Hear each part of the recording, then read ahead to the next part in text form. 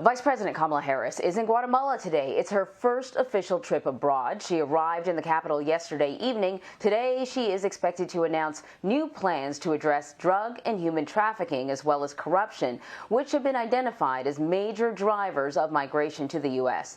Our Ed O'Keefe joins us now live from Guatemala City. So, Ed, who is Vice President Harris meeting with today? Well, good morning, Anne-Marie. Good to see you. Welcome to Guatemala. Overnight, the vice president made history as the first American woman given full military honors in another country as she arrived as vice president. Today, she meets with Guatemala's president, somebody she's spoken with quite frequently by telephone and Zoom. In fact, probably more than many of the people she works with in Washington. They'll meet face-to-face here at the country's national palace to discuss the root causes of illegal immigration. Guatemalan President Alejandro Yamatei points out he and Vice President Kamala Harris have one thing in common.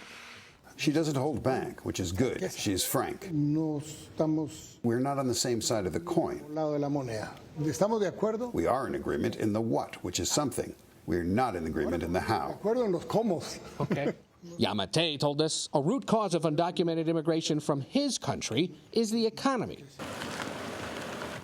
And we saw for ourselves that in some cases, the root cause of immigration is literally the roots that can no longer grow. It's forced parents like Lorenza, who struggles to feed her family, to let her oldest son go north. He's now in Houston and sends money twice a month. When was the moment that you knew he had to go to the United States? We saw that there were some who went who already have a house. They have clothes for their family. They have clothes that they didn't have before, and they can eat what they want to eat. Things are even more dire for Lucia, whose husband also immigrated to Houston and now works in a restaurant. 300 quetzales cada mes es lo que ustedes reciben desde su... He sends her a few $100s a month that she mostly uses to pay off thousands of dollars in debts to a bank and human traffickers. She says the coyotes charged her husband more than $14,000 for safe passage. Mostly people want to stay in Guatemala. They want to be in their homes. They don't want to take that horrific, very expensive trip to the United States. Mary McInerney, a Chicago native, is country director for Guatemala for Save the Children, which helps women like Lorenza and Lucia. If the vice president called you and said, what are the root causes of the problem in Guatemala, what would you tell her? The main one, inequity. I mean, it's a big one. It's really big, but unfortunately, the majority of the poor and extremely poor do not have access to food, jobs, and education. Yamatei told us targeting human traffickers should be a top American priority. We asked her to introduce a bill in the U.S. Senate which would declare the coyotes federal criminals. So you'd like coyotes to be prosecuted in the United States under federal law? Así es. That's correct. And we asked the U.S. to broaden our extradition treaty.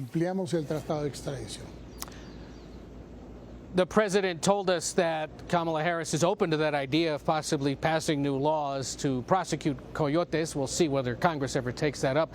One other thing to listen for today, any talk of COVID-19 vaccines. The United States has already committed 500,000 doses to Guatemala. U.S. officials said last night that's just the start.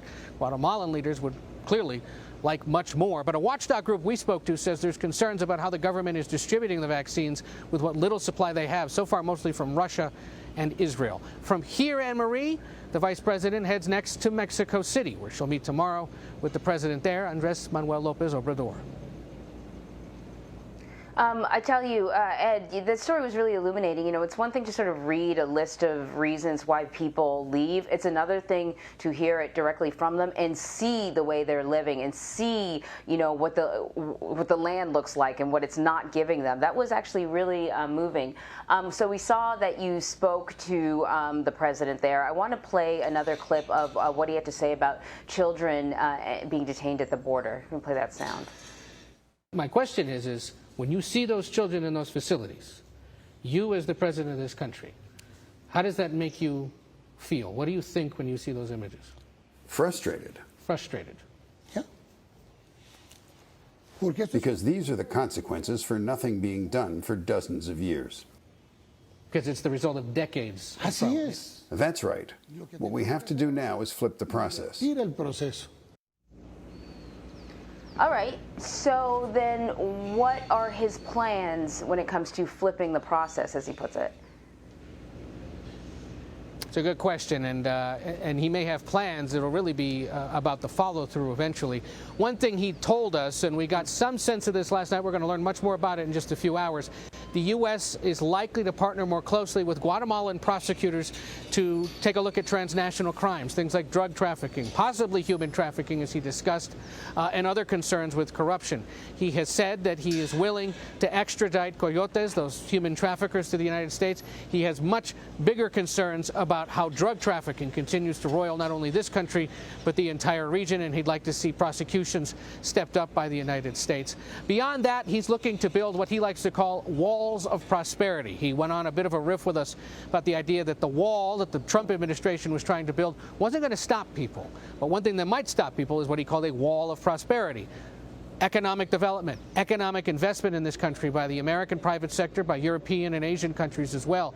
He said there are millions of people here ready and willing to work that are available in various ways, everything from the farming that goes on of bananas and corn and coffee, some of its best-known exports, to even the possibility of opening American or European call centers here in different parts of the country to answer questions from people, much like they're set up in other countries around the world. But he says that's going to require careful and long-term economic investment.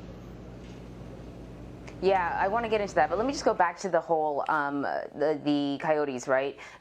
I think I don't know if I've ever heard the president of one country suggest that another country incarcerate their own people. I thought that was sort of interesting. You said that he says it's something that the vice president is certainly could be interested in. Did he say what's happening in Guatemala when it comes to these sorts of people? I mean, why wouldn't he say we have a robust program in place to prosecute these people so we can shut down the trafficking as a business, as opposed to why doesn't America put them in jail?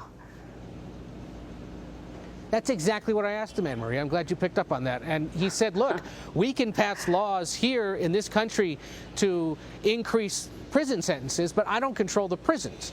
He said in some cases these coyotes get sentenced to like 5 or 6 years in prison, and then some of them, for some reason, can basically pay a fee that would allow them to stay out of prison. So in other words, he says, my country's laws when it comes to this don't have much teeth, and because I don't have total control of the judicial sector, I can't do anything about it. Now, that's up for debate and discussion, and we could dive far deeper into that, but we won't right now. His point being that if the United States and its prosecutors decided to target these people, it might deter them more than Guatemalans, Hondurans, El Salvadorans, Mexicans who know that in their own country, their judicial systems wouldn't necessarily be able to target them and then imprison them for that long. So he's suggesting essentially that the United States has sharper teeth, longer swords, and certainly stricter prison sentences, and that might be a deterrence to stop these people from charging, in some cases, tens of thousands of dollars to people who subsist on maybe $40 a month sometimes.